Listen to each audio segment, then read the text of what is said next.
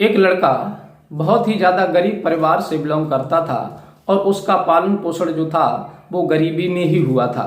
जब वो लड़का कहीं जाता था तो देखता था कि समाज में जो पैसे वाले लोग हैं उन्हीं की लोग इज्जत करते हैं, उन्हीं की समाज में वैल्यू है, उन्हीं की लोग कदर करते हैं, और जो गरीब व्यक्ति है उसकी तो कोई ना तो समाज में वैल्यू है, ना कोई कदर करता है और ना कोई सम्मान करता है। यह देख करके वो सोचने लगता है कि काश मैं भी बड़ा आदमी होता, मेरे पास भी कोई पावर होती, मैं भी पैसे वाला होता, ये समाज के लोग मेरी भी इज्जत करते, मेरी भी कदर करते और मेरा भी सम्मान करते।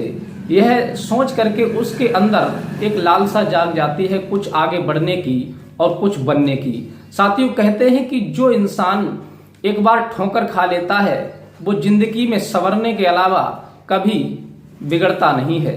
इसलिए इंसान को जीवन में सुधरने के लिए एक ठोकर लगनी बहुत जरूरी होती है।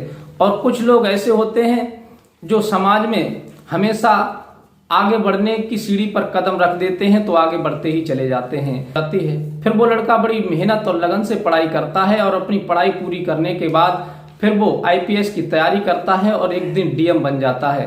डीएम बनने के बाद वो एक हॉस्पिटल में छापा मारता है क्योंकि उस हॉस्पिटल की बहुत ज्यादा शिकायतें मिल रही थी। उस छापे में वो देखता है कि उन्हीं की जो तलाकशुदा पत्नी थी वो उस हॉस्पिटल में एडमिट थी, भर्ती थी। और फिर वो अपनी पत्नी को जब देखता है और फिर उस हॉस्पिटल के साथ वो ऐसा कृत्य करते हैं कि देखने वालों की भी रूह कांप जाती है। आखिर उन डीएम साहब ने उस हॉस्पिटल के कर्मचारियों के साथ, डॉक्टरों के साथ ऐसा क्या किया था कि जो लोग देखने वालों के रोंगटे खड़े हो गए। नमस्कार, प्रणाम, मैं हूं रितेश कुमार। दर्शक, आज की जो सच्ची कहानी मैं आपको सुनाने के लिए जा रहा हूं, ये सच्ची कहानी एक गांव की है। गांव में एक साधारण व्यक्ति, एक किसान जो बहुत ही गरीबी में अपना जीवन व्यतीत कर रहा था, जिसका नाम सोहन के पास में अपनी जमीन करने का जरिया था और कोई दूसरा धंधा नहीं था। बस जमीन को करते थे और फिर जो भी उसमें पैदा होता था उससे अपने घर की जीविका चलाते थे। और उनका एक लड़का था जिसका नाम राघव था। राघव को वो पढ़ाते थे। लेकिन इसी प्रकार से धीरे धीरे आगे समय बीतता चला जाता है और राघव अपने पिता से कहता है, पिताजी कि मुझे आगे पढ़ना है, कुछ बनना है। समाज में लोग पैसे वाले की इज्जत करते हैं, जिसके पास पैसा होता है, जिसके पास पावर होती है, उसी का लोग सम्मान करते हैं। मैंने ये अपनी आंखों से देखा है। तब राघव के पिता सोहन कहते हैं कि बेटा, वो बड़े लोग होते हैं, उनके पास पैसा होता है, शोहरत होती है, दौलत होती है, पावर होता है। अपने लोग बहुत छोटे लोग हैं और किसान हैं, अपने पास ज्यादा कोई साधन नहीं है, खेती किसानी का साधन है, इससे हम पैसे वाले कहाँ हो जाएंगे, इसलिए तुम दूसरे की शरीकत मत करो। राघव कहता है कि नहीं पिताजी, मुझे पढ़ना है और पढ़ करके कुछ बनना है और फिर मैं भी समाज में अपना नाम रोशन करना चाहता हूँ, समाज में अपनी पहचान बनाना चाहता हूँ। ये बच्चे की बात सुनकर के उसके पिता सोहन बड़े खुश होते हैं। कहते हैं ठीक है बेटा, तुम्हारे अंदर ये जो अरमान है ये तुम्हारे पूरे हों, तुम्हारे सपने पूरे हों, भगवान करे तो। यह वो आशीर्वाद अपने बच्चे को देते हैं। लेकिन उनका जो लड़का राघव होता है वो बड़े ही मन से और ध्यान से अपनी पढ़ाई को पूरा करता है।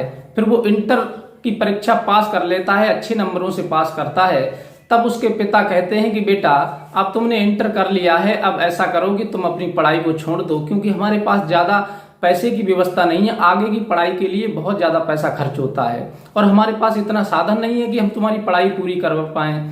तब लड़का कहता है कि पिताजी, बस कुछ भी कीजिए लेकिन मेरी पढ़ाई पूरी करवा दीजिए। अब आगे की पढ़ाई ही बस शेष है, उसके बाद मुझे कुछ कामयाबी मिल जाएगी, मैं कुछ बन जाऊंगा, फिर मैं सारा कर्ज हो जाएगा वो भी निकाल दूंगा और आपकी गरीबी भी दूर हो जाएगी। लेकिन उसके पिता कहते हैं नहीं बेटा, हमारे पास कोई साधन नहीं है, ये 2-4 बीघा जमीन है, इसमें तो खाने के लिए ही हो पाता है, तुम्हारी पढ़ाई आगे की लाखों में खर्च होगा, हम कैसे करा पाएंगे। तब वो लड़का मायूस हो जाता है, बहुत उदास हो जाता है। लेकिन फिर उसके दिमाग में आता है, क्योंकि वो लड़का पढ़ाई लिखाई में बहुत होशियार था, सबसे फर्स्ट आई थी उसकी रैंक के इंटर में। तब वो सोचता है कि क्यों ना मैं हाई स्कूल के बच्चों के लिए कोचिंग पढ़ाना शुरू कर दूं, जिससे कुछ पैसा मुझे मिलेगा, जिससे मेरी भी पढ़ाई चलती रहेगी। अब वो लड़का कॉलेज जाता है, कॉलेज से आकर के वो अपने कोचिंग क्लास लगाता है, वहां बच्चों को पढ़ाता है और जो जो उसे पैसा मिलता है उस पैसे से वो अपनी पढ़ाई पूरी करता है और जो टाइम उसे खाली मिलता है उससे अपने पिता की मदद करता है। धीरे धीरे इसी प्रकार से वक्त बीतता चला जाता है। फिर वो ग्रेजुएट करता है, बीएससी कर लेता है अपनी कोचिंग के पैसे से। तब उसके पिता कहते हैं कि बेटा देखो, तुम कोचिंग भी पढ़ाते हो बच्चों को, स्कूल भी जाते हो, फिर घर पर तुम्हारी माँ बहुत कमजोर है, इसलिए तुम ऐसा करो विवाह कर लो, उसके बाद कोई डिसाइड करना कि आगे तुम्हें क्या करना है। राघव कहता है कि पिताजी अगर मैं शादी कर लूंगा तो हो सकता है कि मेरा जो सपना है आगे बढ़ने का वो टूट जाए या फिर कोई विघ्न पड़ जाए मेरे कार्य में, इसलिए मैं सोच रहा हूं कि जिस प्रकार से मेरा कदम आगे बढ़ रहा है बढ़ने दीजिए, उसमें रुकावट ना पड़े। उसके पिता कहते हैं नहीं बेटा, तुम पर बहुत ज्यादा जिम्मेदारियां हैं, क्योंकि स्कूल भी जाते हो, अपनी पढ़ाई भी करते हो, कोचिंग सेंटर भी चलाते हो और खेती में हमारा हाथ भी बटाते हो, इसलिए जब बहू घर में आ जाएगी तो बहू घर का काम संभालेगी और पढ़ी लिखी बहू मिल जाएगी तो तुम्हारी पढ़ने में भी मदद करेगी, तुम्हारे कोचिंग सेंटर है, तुम्हारा जो कोचिंग सेंटर है उसमें भी मदद करेगी। जब बहुत ज्यादा वो कहते हैं तो पिता की बात राघव डाल नहीं पाता और फिर शादी कर लेता है। जब शादी करता है तो किशोरी नाम की लड़की, जो वो भी पढ़ी लिखी थी, लेकिन वो दुल्हन बन करके जब राघव के घर आती है तो अच्छी तरह से रहने लगती है और अपने घर परिवार को संभालने लगती है। लेकिन बस कारण ये था कि जो किशोरी थी वो ज्यादा पढ़ी हुई नहीं थी, केवल ग्रेजुएट किए हुई थी, बीए की हुई थी। उसने कई जगह नौकरी की भी अप्लाई किया था लेकिन उसे कोई नौकरी मिली नहीं थी। जब वो 2 महीने आकर के अपनी ससुराल में राघव के साथ रहती है तो राघव से कहती है कि राघव मैं कुछ नौकरी करना चाहती हूँ और मेरी इच्छा है कि मैं भी कोई नौकरी करूँ, जॉब करूँ जिससे कुछ आगे बढ़ सकें। तब राघव कहता है कि तुम्हें नौकरी करने की क्या जरूरत है, मैं अपने यहाँ पर कोचिंग पढ़ाता हूँ, तुम भी मेरे साथ कोचिंग पढ़ाओ और दोनों लोग मिलकर के कोचिंग पढ़ाएंगे तो बहुत सारे बच्चे एकत्र हो जाएंगे, क्योंकि हाई स्कूल तक मैं कोचिंग पढ़ाता हूं और तुम्हें जहां तक पढ़ाना है उतने क्लास की तुम पढ़ाओ, इससे दोनों लोग मिलकर के पैसा पैदा करेंगे, हमारी पढ़ाई में हेल्प होगी और घर परिवार की स्थिति भी सुधर जाएगी। लेकिन वो महिला जो किशोरी थी, उसकी पत्नी, वो इस बात को राजी नहीं होती है। वो कहती है कि मैं तो कहीं दूसरी जगह नौकरी करूंगी, मैं तुम्हारे यहाँ नहीं करूंगी। यह सुनकर के वो बहुत ज्यादा परेशान हो जाता है कि आखिर कैसी औरत है, ये अपने काम को संभालना नहीं चाहती। तब वो कहता है कि अच्छा चलो तुम बताओ तुम कहाँ नौकरी करना चाहती हो। तभी दूसरे दिन उसकी मोबाइल पर एक जगह से फोन आ जाता है स्कूल से कि तुम जो इंटरव्यू दे करके गई थी वहां तुम्हें सिलेक्शन मिल गया है और तुम आकर के कल से ड्यूटी ज्वाइन कर सकती हो। तब राघव अपनी बाइक से अपनी पत्नी को, किशोरी को लेकर के उस स्कूल में पहुंचता है तो देखता है कि वो स्कूल तो प्राइवेट है, वहां कोई खास फैसिलिटी नहीं है, ना कोई अच्छी उसकी वैल्यू है कॉलेज की। तब वो कहता है कि आपने इसी कॉलेज को सिलेक्ट किया था। फिर वो उस ऑफिस में जाकर के बात करता है। तब वो कहते हैं कि हाँ भाई साहब, हमने ही यहाँ से फोन किया था और आपकी ये किशोरी कौन है? वो कहता है मेरी पत्नी है। तो आपकी पत्नी ने इंटरव्यू दिया था तो हमने तुम्हारी पत्नी को सिलेक्ट कर लिया है और फिर कल से तुम ड्यूटी ज्वाइन कर सकती हो। वो कहता है ठीक है सर, मैं आपको विचार करके घर जाकर के हम दोनों लोग आपस में विचार करेंगे, फिर आपको बता देंगे कि ड्यूटी कब से ज्वाइन करनी है। वो अपनी पत्नी को घर लेकर के जाता है। फिर अपनी पत्नी किशोरी से कहता है कि तुमने ये क्या डिसाइड किया? अरे इससे तो अच्छा तुम घर पर कोचिंग पढ़ाती, कितनी अच्छी हमारी मदद होती, और तुमने हमारे काम को ठुकरा दिए। इस प्राइवेट कॉलेज में पढ़ाने के लिए तुमने इंटरव्यू दिया है और ये क्या मिल जाएगा तुम्हें? 5-6 हजार रुपये मिलेंगे, ज्यादा से ज्यादा 7 हजार मिल जाएंगे, 10 हजार मिल जाएंगे, इससे क्या होने वाला है? अपना भी काम खराब होगा। वो एक बात नहीं मानती और इसी बात को लेकर के राघव और किशोरी के बीच में झगड़ा होने लगता है। राघव वहां पढ़ाने के लिए मना करता है और किशोरी मानती नहीं है। वो कहती है कि मैं तो पढ़ाने जाऊंगी, मैं नौकरी करूंगी, लेकिन घर पर नहीं रहूंगी। राघव मना करता है। इस बात को तू में उनके बीच में होने लगती है और एक दिन बहुत बड़ा झगड़ा हो जाता है। फिर किशोरी अपने पति राघव से झगड़ करके अपने मायके चली जाती है और फिर वो एक दूसरे से वार्तालाप भी नहीं करते, लेकिन किशोरी का दिमाग बदल जाता है और फिर वो अपने पति राघव से तलाक ले लेती है। जब उनके बीच में तलाक हो जाता है, फिर राघव बड़ी मेहनत और लगन के साथ अपनी पढ़ाई को करने लगता है। अब इधर उसकी किस्मत भी साथ देती है और उसकी मेहनत भी रंग लाती है और फिर वो एक दिन आईएएस की परीक्षा पास कर लेता है और फिर वो लास्ट में एक डीएम पद पर नियुक्त हो जाता है। डीएम पद पर नियुक्त होने के बाद वो अपनी ट्रेनिंग देने के बाद एक जिले में जब सिलेक्ट हो जाता है अपने पद पर, और इधर उसके पास बार बार उसी जिला में जो हॉस्पिटल बना हुआ था, सरकारी स्वास्थ्य केंद्र बना हुआ था, उसमें उसकी बार बार शिकायतें उसके पास आ रही थी कि साहब जो हॉस्पिटल बना हुआ है, सरकारी स्वास्थ्य केंद्र है, इसमें ना तो मरीजों की केयर की जाती है, ना मरीजों की देखभाल की जाती है। मरीजों के साथ डॉक्टर लोग बहुत दुर्व्यवहार करते हैं और एक्सपायर दवाइयाँ देते हैं, और ज़्यादातर दवाइयाँ बाहर से लिखते हैं और हॉस्पिटल से कोई दवाइयाँ नहीं दी जाती। कई जब शिकायत पत्र उनके पास पहुँचते हैं डीएम साहब के पास, तब वो एक मजदूर का भेष बना लेते हैं और मजदूर का भेष बना करके फटे पुराने कपड़े पहन करके अपना हुलिया चेंज करके वो हॉस्पिटल में पहुंच जाते हैं और अपने ड्राइवर गाड़ी को दूर खड़ा कर देते हैं कि तुम लोग यहीं रहो, मैं अकेला जा रहा हूं। अब वो उस हॉस्पिटल में जब पहुंचते हैं तो लाइन में लग जाते हैं, वहां पर पर्चा बनवाया जाता है और फिर डॉक्टर के पास पहुंचते हैं।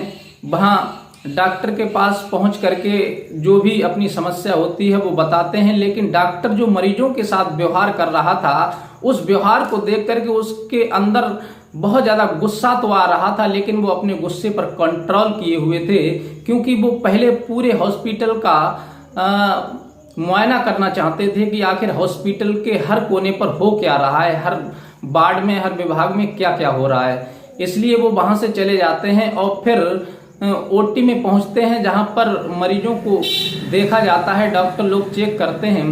वहां की स्थिति जब देखते हैं तब भी मरीज इसी तरह से, कोई बेड पे पड़ा है तो कोई नीचे पड़ा है तो कोई बैठा है, कोई उदास है, हर तरह से लोग परेशान थे। वहां पर डॉक्टर कोई देखने नहीं आ रहा था। फिर वो वहां पहुंचते हैं जहां इमरजेंसी होती है, और इमरजेंसी में जब देखा तो उन्हीं की जो पत्नी थी किशोरी, वो जमीन पर पड़ी हुई थी और तड़प रही थी। और जैसे ही वो अपनी पत्नी की सूरत को देखते हैं तो एकदम से चौंक जाते हैं, परेशान हो जाते हैं और एकदम से अपनी पत्नी के पास पहुंचते हैं तो एकदम से उन्हें गुस्सा आ जाता है। और गुस्सा जब आता है तो एकदम से कहते हैं कि इस स्टाफ को यहाँ किसने रखा है, इन्हें सस्पेंड क्यों नहीं किया, इन्हें जेल क्यों नहीं भेजा सभी के लिए। तभी वहाँ जो वार्ड में जो लड़का लगे होते हैं, जो मरीजों को देख रेख करते हैं, वो एक डॉक्टर से कह देते हैं कि एक कोई मजदूर है, फटे पुराने कपड़े पहना हुआ है, वो आप सभी के बारे में ऐसा ऐसा कह रहा था। तभी वो डॉक्टर गुस्से में आता है और उस डीएम साहब जो मजदूर बने हुए थे उनका गलौमान पकड़ लेता है और उन्हें मारने के लिए जैसे ही खड़ा होता है तैसे ही वो अपना गलौमान छुड़ा करके उसके एक तमाचा जड़ देते हैं और कहते हैं कि तुझे पता नहीं है कि मैं कौन हूं। वो अपना आई कार्ड उसी समय निकाल करके जब दिखाते हैं तो फिर उस डॉक्टर के पसीने छूट जाते हैं और पूरे हॉस्पिटल में भगदड़ मच जाती है। और उसी समय वो तुरंत फोन करके अपनी टीम को बुलाते हैं, पुलिस को बुलाते हैं नजदीकी थाने से, और वहां जितने भी स्टाफ के होते हैं डॉक्टरों को सबको अरेस्ट करवाते हैं और वहां मरीजों की सबकी अच्छी तरह से सभी को बेड पर लिटाया जाता है, उनका उपचार करवाते हैं। और इधर जो दवाइयां एक्सपायर थी उनकी फोटोग्राफी करवाते हैं और सब डॉक्टरों को हिरासत में लेकर के उन्हें जेल भिजवा दिया जाता है और वो अपनी पत्नी को तुरंत वहां से निकालते हैं और ड्राइवर से कहते हैं कि चलो किसी दूसरे हॉस्पिटल में इसको एडमिट करते हैं। अब तुरंत ले जाकर के वो दूसरे हॉस्पिटल में अपनी पत्नी को भर्ती कर देते हैं, वहां उनका इलाज चल रहा है। और इधर हॉस्पिटल को बिल्कुल खाली कर दिया जाता है, वहां के स्टाफ को सबको अरेस्ट करके जेल भेज दिया जाता है। उन सब के खिलाफ मुकदमा दायर होता है और एक्सपायर दवाइयां चलाने के विरोध में, मरीजों के साथ दुर्व्यवहार करने के जुल्म में उन सब के प्रति कार्रवाई होती है और वहां फिर दूसरा स्टाफ मंगाया जाता है। वहां फिर अच्छी तरह से कार्य चलने लगता है और इधर वो अपनी पत्नी को अच्छी तरह से ठीक करा लेते हैं। फिर उनकी पत्नी जब देखती है, जब उसको होश आता है, उसकी आंखें खुलती हैं तो देखती है कि उन्हीं के पति जो राघव थे जिससे उसने तलाक ले लिया था वो सामने बैठे हुए हैं। तब वो अपने पति को देख करके रोने लगती है और राघव कहते हैं कि परेशान मत हो, आखिर ये बताओ तुम्हारी तबीयत कैसी है। तब वो कहती है कि मेरी तबीयत तो सही है लेकिन आप यहाँ कैसे आए हो।